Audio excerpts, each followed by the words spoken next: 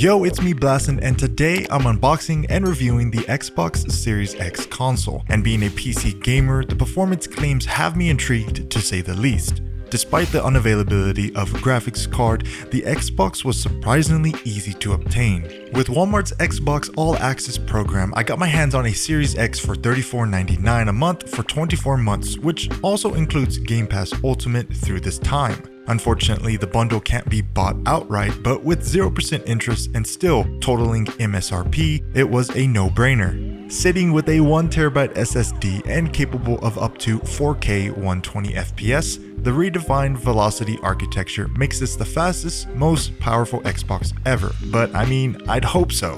The Xbox Series X also has up to 8K high dynamic range, variable refresh rate to remove screen tearing, and an added 4K Blu-ray player.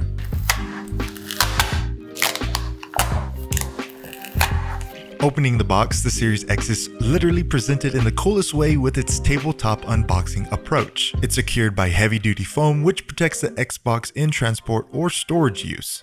Additionally, it also comes with a quick start guide that has a weird handle at the bottom.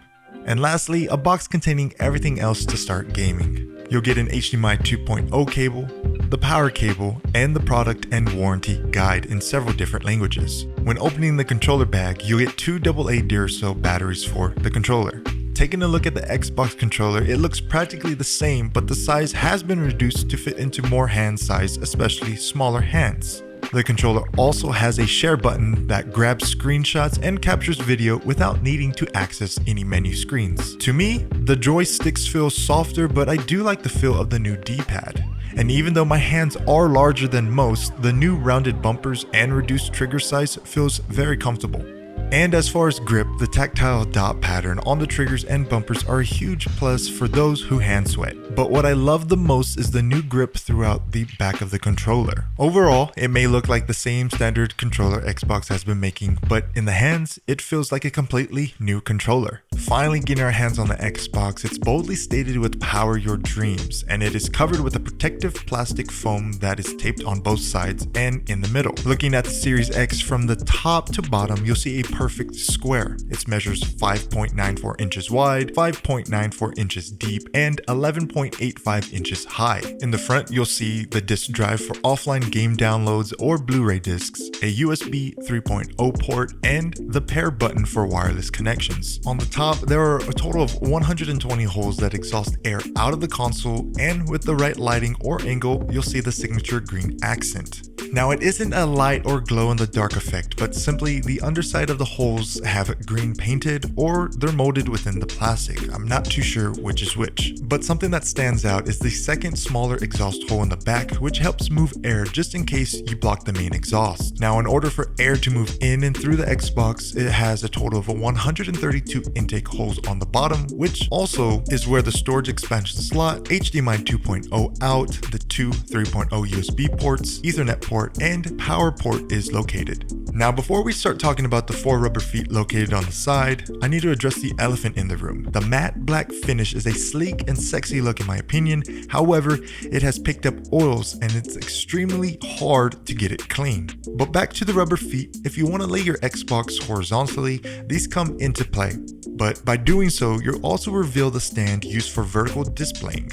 But in the end, this choice is yours. After plugging in and turning on, you're prompted with instructions to download the Xbox application.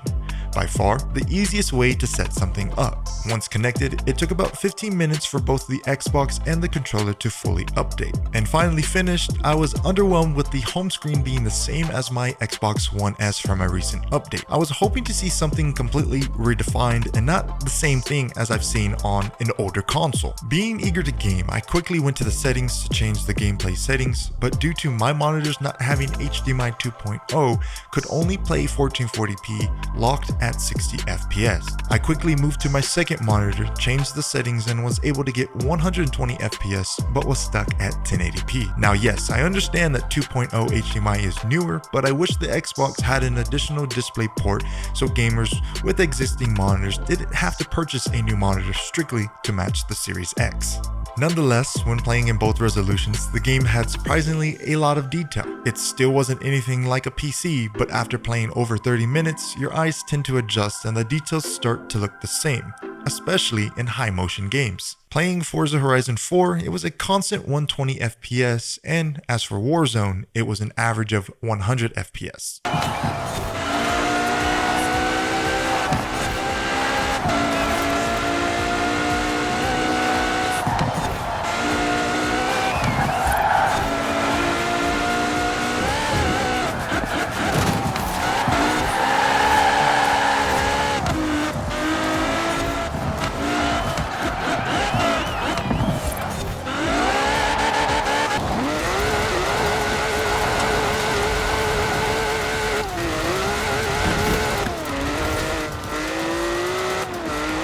Turn right.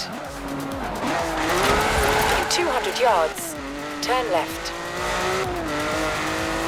Turn left. I loved how Outrun had different biomes. It was so relaxing. Racing and Get to the target!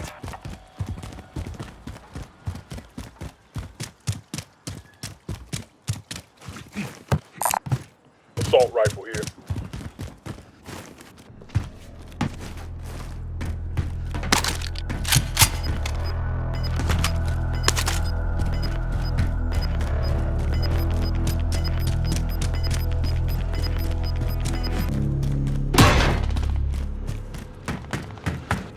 Enemy soldier incoming!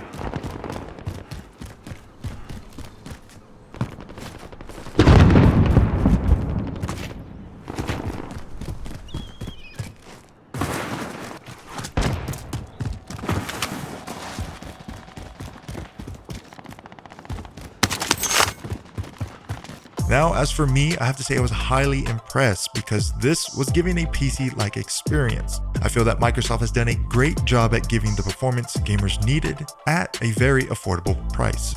If you like this video, please make sure to hit that like button, and if you're not subscribed, I'd be honored if you do so. But that's a wrap, and I'll see you in the next video. Game up or stream up. Peace.